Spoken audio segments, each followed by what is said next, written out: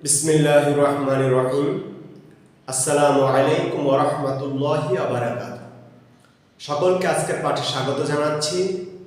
আজকের পাঠে আমরা সপ্তম শ্রেণীর সাধারণ গণিত বইয়ের অনুশীলনী 1.1 এর 1 নং প্রশ্নের সমাধান করব। প্রশ্নে বলা হয়েছে যে মৌলিক গুণনীয়কের সাহায্যে বর্গমূল নির্ণয় করো।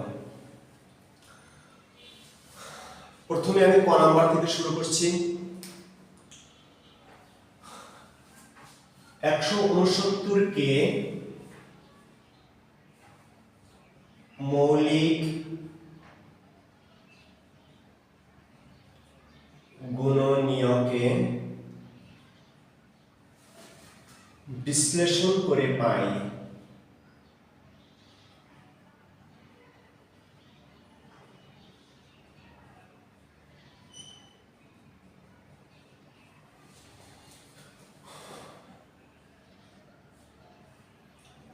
একশো 69 = 13 গুণ 13। এখন প্রতি জোড়া থেকে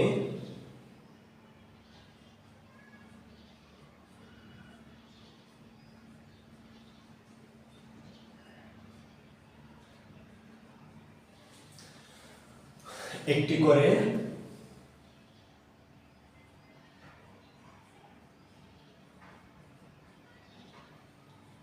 গুণনীয়ক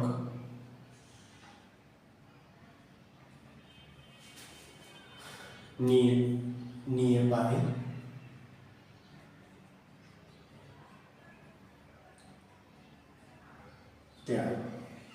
যেহেতু আমার জোড়া একটা জোড়া থেকে একটা দুটো পর্যন্ত, অতএব 169 এর বর্গমূল সমান বর্গমূল চিহ্ন দিলাম 169 = 13। নেক্সট 529 কে মৌলিক গুণনীয়কে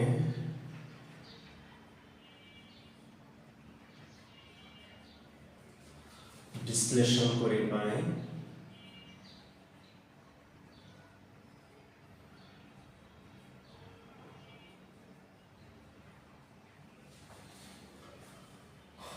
529 =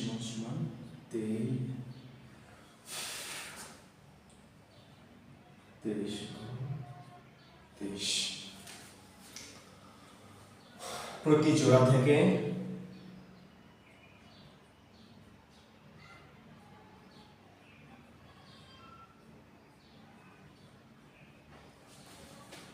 একটি করে গুণনীয়ক নিয়ে পাই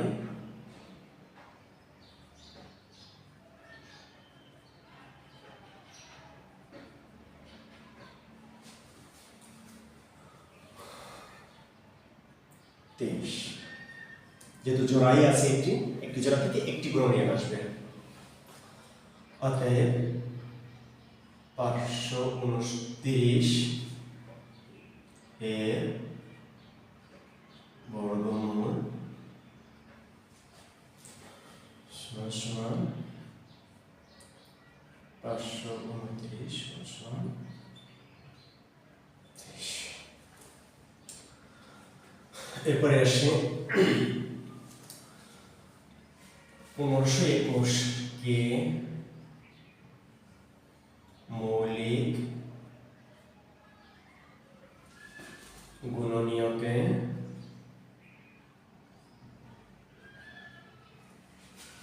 বিশ্লেষণ করে পাই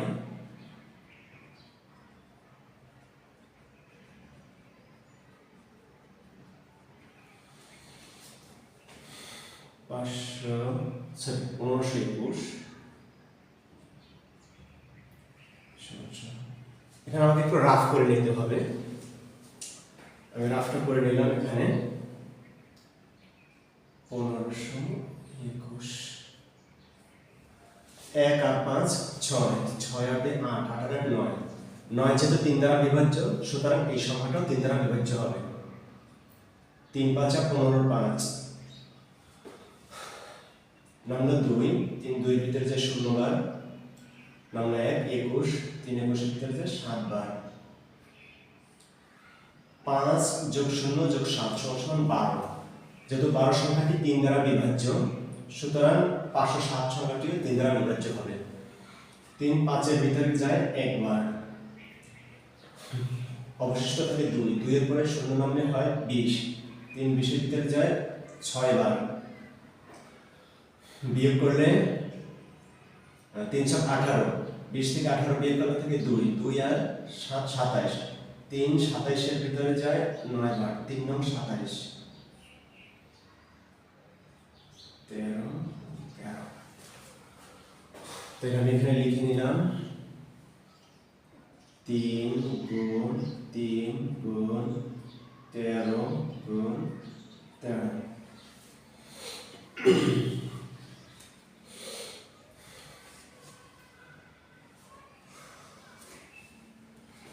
প্রতি জোড়া থেকে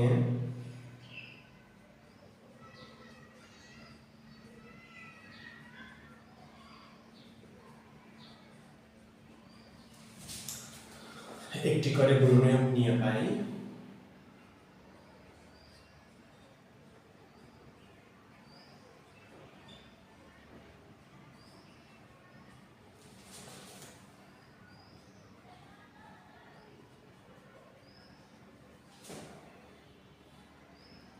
তিন গুণ 13। লক্ষ্য করি এই একটা জোড়া, এই একটা জোড়া, প্রতি জোড়া থেকে এই জোড়া থেকে 3 আসলো, এই জোড়া থেকে 13 আসলো। এটা সমান 39।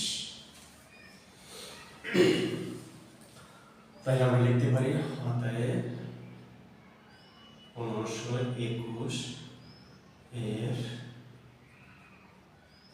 বর্গমূল সমান বর্গমূল চিহ্ন দিলাম 1521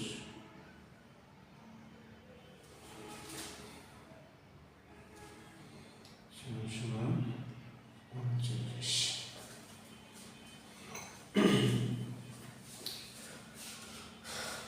ঘ নম্বরে আসি। এখন আছে 25 কে মৌলিক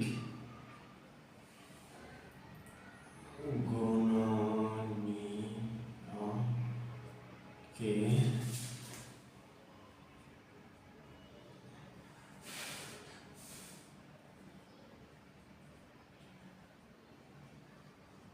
বিশ্লেষণ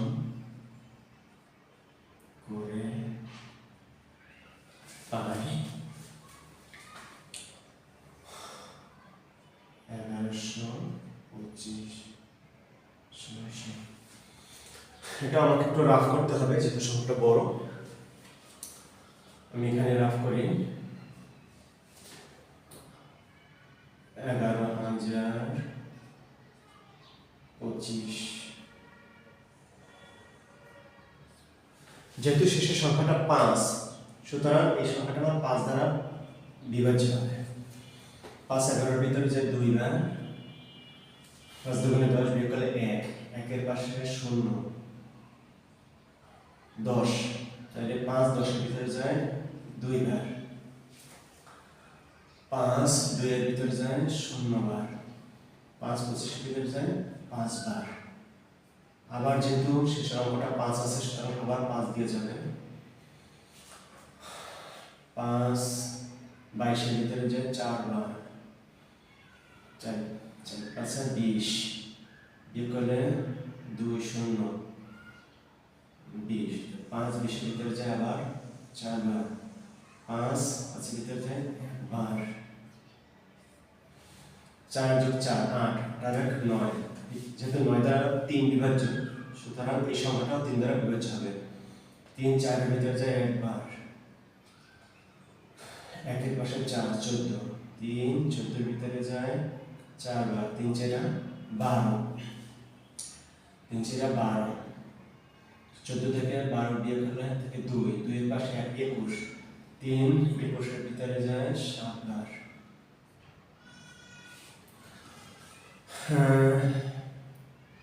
এক আর 4 যোগ করলে 5, 5 আর 7 12, যেহেতু 12 সংখ্যাটা 3 দ্বারা বিভাজ্য সুতরাং এই সংখ্যাটাও 3 দ্বারা বিভাজ্য হবে। 3 14 এর ভিতরে যায় 4 বার, 3 4 12, 3 4 12 বিয়োগ করলে হয় 2, 9 7 27, 3 9 27, 7 বার 50। এখন কই লিখি,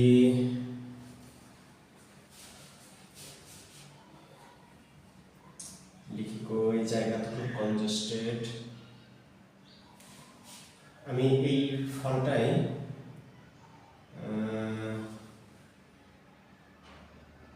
এভাবে লিখি, 5 গুণ 5 গুণ 3 গুণ 3 গুণ 7 গুণ 7 হয়ে গেল। 5 5 3 3 7 7, 5 5 3 3 7 7, জোড়া বাঁধি, এই এক জোড়া, এই এক জোড়া, এক জোড়া, হয়ে গেল আমার 3 জোড়া। তাহলে আমি লিখতে পারি প্রতি জোড়া থেকে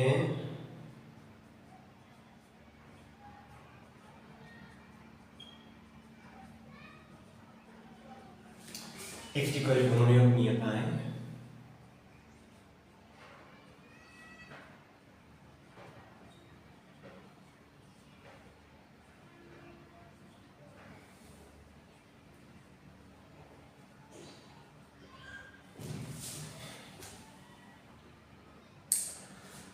এই জোড়া থেকে 5,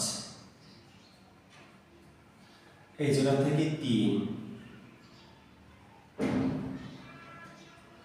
এই জোড়া থেকে 7, কত হয় 3 5 গুণে 15, 7 5 গুণে 7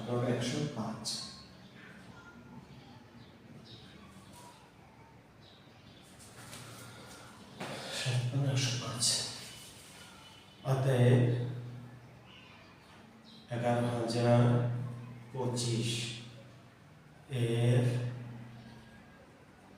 বর্গমূল,